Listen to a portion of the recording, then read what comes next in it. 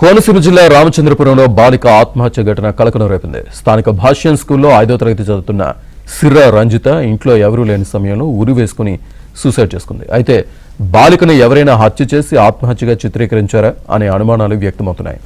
ఇంటి ఓనర్ కొడుకుపై బాలిక తల్లి, బంధువులు అనుమానం వ్యక్తం చేస్తున్నారు. ఘటనపై కేసు నమోదు చేసిన పోలీసులు దర్యాప్తు చేస్తున్నారు.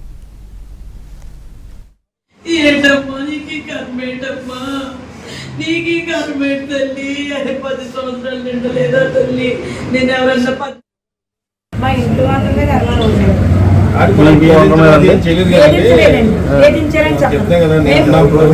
మేము 3 years వచ్చాం కదండి. 3 years నుంచి నాకు అలాంటి ఎదుపులు ఏం జరగలేదు. కానీ నిన్నైతే మా ఇంటి వాళ్ళమే డౌట్ వచ్చిందండి. అంటే తలుపు తీసిన కదా తలుపు అలా తీయాలని కూడా వీళ్ళకి తెలియదు అట్టండి. మాకు తెలియదు. ఇప్పుడు కూడా నేను ఎప్పుడు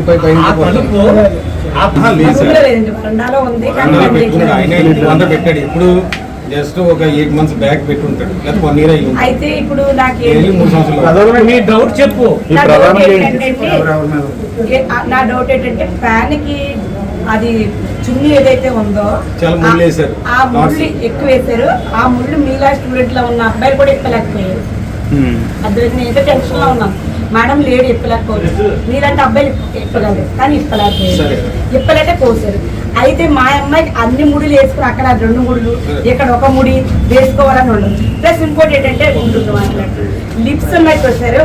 లిప్స్ కి అదే మౌత్ కి ఏదో ఆక్సిజన్ అందలేదు మా అమ్మాయికి. అవి వైట్ గా వచ్చేసాయి. ఎప్పుడైతే ఒక ఆక్సిజన్ అంటే హ్యాంగింగ్ చేస్తే కూడా ఆక్సిజన్ అందలేదని నాకు తెలుసు. నేను అడ్జస్ట్ తెలుసు, నాకు కొన్ని తెలుసు. హ్యాంగింగ్ చేసినప్పుడు ఇక్కడ చాలా ఇది అవుతుంది చున్నీ. అయితే చున్నీ ఇంత బిగదు అని అంటున్నారు. నైలన్ చున్నీ ఇంత బిగదు మా అమ్మ చచ్చిపోదు కదా. బిగలేదు, నైలన్ చున్నీ బిగలేదు కానీ మా అమ్మ చచ్చిపోదు.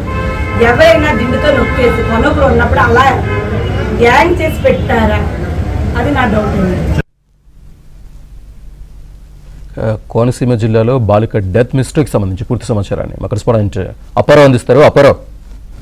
శ్రీనివాస్, కోనసీమ జిల్లా రామచంద్రపురంలో 11 ఏళ్ల బాలిక ఆత్మహత్యకు సంబంధించి పోలీసులు లోతుగా విచారణ ప్రారంభించారు.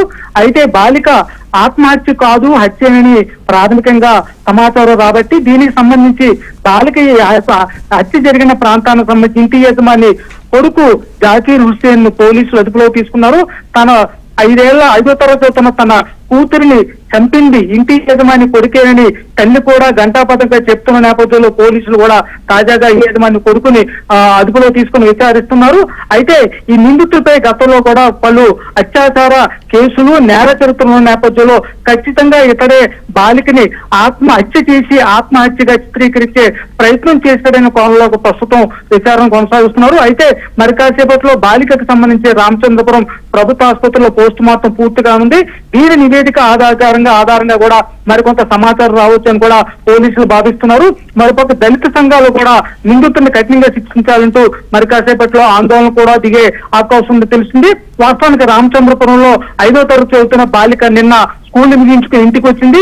ఇంటికి రాగానే తల్లికి ఫోన్ చేయగా తాను వేరే చోట ఉన్నానని, తాను వచ్చే వరకు ఇంట్లోనే తలుపు వేసుకొని ఉండాలని కూడా సూచించింది. తీరా ఇంటికి వచ్చి చూసేసరికి ఎంతకీ తలుపు తీయకపోవడంతో బలవంతంగా తలుపు తెరిచి చూస్తే బాలిక ఆత్మహత్య చేసుకున్నట్టు స్పష్టంగా కనపడింది. అయితే ఇది ఆత్మహత్య కాదు, దిండుతో చంపేసి ఆనక ఆత్మహత్యగా చిత్రీకరించేందుకు బాలికని మెడకు చుమ్ము బిగించి హత్య చేశారని కూడా తల్లి చెప్తుంది.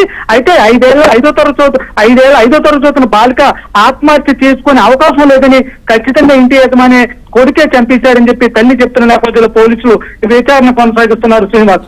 Right Apparao, thank you.